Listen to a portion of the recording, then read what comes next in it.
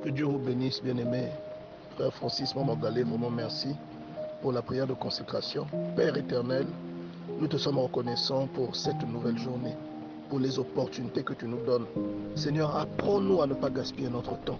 Apprends-nous à te servir comme nous devrions te servir. Apprends-nous à te ressembler, Seigneur. Et enseigne-nous les mystères qui sont cachés, mais qui sont inscrits dans notre esprit, Père. Mets-nous au contact de la parole de Dieu, pour que ce qui est encore crypté soit décrypté, Seigneur éternel. Et que la gloire de ton nom, au travers de nos vies, soit répandue. Dans le nom puissant de Jésus-Christ, nous avons ainsi prié. Amen. Un grand amen à cette parole, un grand amen. Cependant, bien aimé, j'aimerais développer un aspect au-delà de ce qui a été dit, un aspect qui est un tout petit peu différent, qui me vient à cœur. Normalement, une épouse, à cause de la position de son époux, si l'époux est une personne influente et puissante, l'épouse doit jouir de cette notoriété et de cette distinction. Vous voyez, moi, lorsque je lis ce verset, Deutéronome chapitre 28, verset 10, c'est une promesse de réussite et c'est-à-dire de succès dans ce que nous entreprenons qui nous est faite ici. C'est une promesse de supériorité qui est illustrée. Vous voyez, la Bible dit, tous les peuples de la terre verront que tu es appelé du nom de l'Éternel et ils te craindront. Donc c'est une promesse de supériorité que le Seigneur fait ici. À qui? À celui qui est appelé de son nom. Vous allez remarquer une similitude dans le monde courant. Les femmes qui se marient à l'état civil prennent le nom de leur mari. Elles sont appelées dorénavant, moi ma femme on l'appelle Madame Nganga, mais plutôt ce n'est pas son nom de naissance. Qu'est-ce que cela veut dire? Que à cause du mariage, elle fait partie intégrante de moi. Vous voyez ce que je veux dire? Et c'est l'un des premiers mystères que le Seigneur révèle, parce qu'il prend l'homme de la femme, il tire l'homme de la femme, et ensuite il dit que lorsque tous les deux se rejoignent, ils deviennent une seule chair, une seule chair. Ça veut dire quoi? Ça veut dire que toi, bien-aimé dans le Seigneur, et moi, avec Dieu, normalement nous sommes un. Et c'est ce que le Christ essaie d'exprimer. Et la puissance qui est de Dieu, elle devient mienne, elle devient tienne. Est-ce que tu vois? Tant que cette position de chrétien, épouse de Dieu, ou d'église, épouse de Dieu, n'est pas seulement une dénomination, mais lorsque c'est pleinement vécu, lorsque ce rôle est pleinement rempli, la puissance de Dieu, la distinction de Dieu devrait accompagner ta vie. Oui. Il y a trop de chrétiens qui sont frustrés aujourd'hui. Il y a beaucoup de frustration de l'église du fait qu'il y a des chrétiens qui sont ensorcelés. Quand bien même en se basant sur cette parole, on devrait comprendre que normalement le sorcier doit te craindre. Normalement ton ennemi doit te craindre.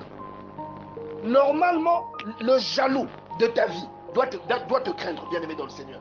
Normalement. Celui qui projette le mal contre toi doit te craindre. Abraham était appelé du nom de Dieu. Et ce qu'on entreprenait contre lui était toujours tenu en échec.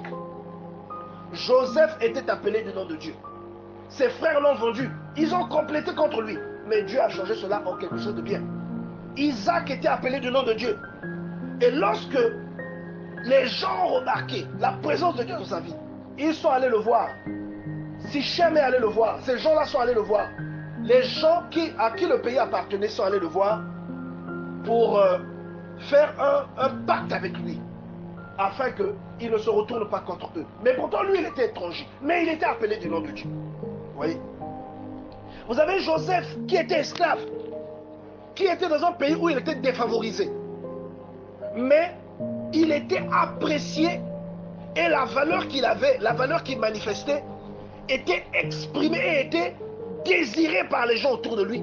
Et certaines personnes avaient une interprétation même érotique de cette valeur, notamment la femme de Potiphar, qui, la lumière qui émanait de Joseph, l'a attiré, a fait naître en elle, au lieu que ce soit seulement une admiration, puisque c'était une femme, donc, et qu'elle était perverse, cela s'est changé en une attirance sexuelle. Vous voyez? Pourquoi? Parce que Joseph était appelé du nom de Dieu. Et la Bible dit que Potiphar, son maître, a été béni. Il a été béni à cause de Joseph, lui qui n'était pas croyant. Vous voyez? Et pourquoi? Parce que Joseph était appelé du nom de Dieu. Je ne sais pas si vous comprenez ce que je veux dire, bien-aimé dans le Seigneur.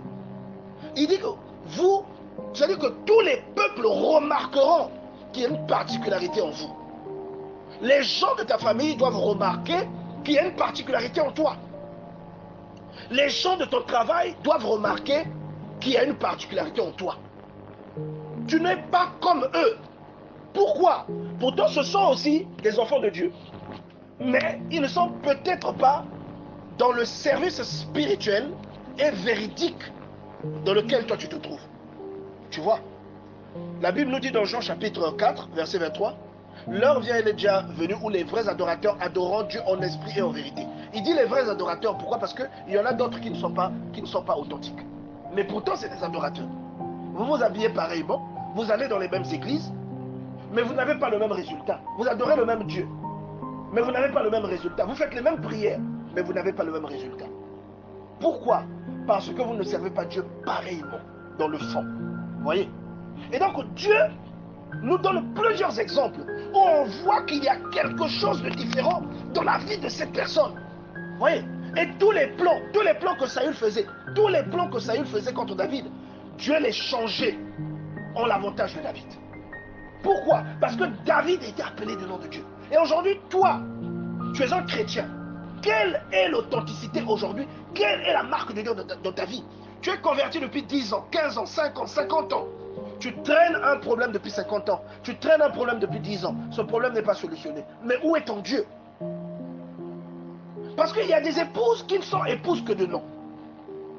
Mais il y a des épouses qui le sont réellement. Parce qu'elles remplissent les fonctions.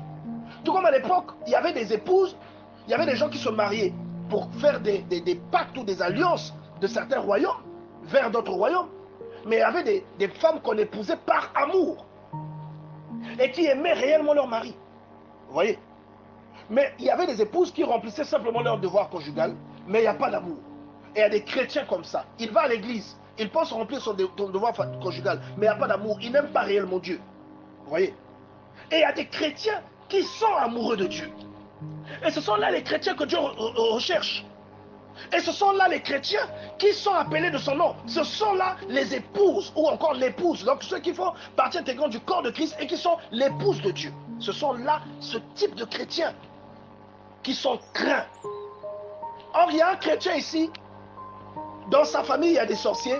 Et le sorcier vient t'empêcher de dormir tranquillement. Le sorcier vient miner ta vie. Et tu subis ça. Et tu vas pleurer chez le pasteur. Tu vas pleurer alors que tu ne devrais pas. C'est lui qui devrait avoir peur de toi. Parce que la Bible dit, ils verront que tu es appelé du nom de Dieu. Parce que tu es l'épouse de Dieu. Toute femme qui se marie à quelqu'un prend le nom de cette personne. Vous voyez? Tu es appelé du nom de Dieu. Tu dois refléter sa nature. Michelle Obama est respectée parce qu'elle est la femme de Barack Obama. Coretta Scott, la femme de Martin Luther King, elle avait cette position parce qu'elle était la femme d'un grand homme. Et toi, tu es la femme de Dieu. Tu fais partie du corps de Christ. Donc tout ce qui appartient à Dieu devrait t'appartenir. Les avantages, tu devrais les avoir et tu devrais les manifester. Que Dieu nous aide à nous interroger parce que beaucoup de chrétiens s'interrogent, beaucoup de chrétiens sont frustrés. Pourquoi ça ne marche pas? La question c'est, est-ce que tu joues le rôle? Est-ce que tu joues le rôle? Si tu es la femme, joues-tu ce rôle? C'est la question, bien-aimée dans le Seigneur, que nous devons nous poser. Et c'est peut-être pour ça que certaines choses ne marchent pas dans ta vie.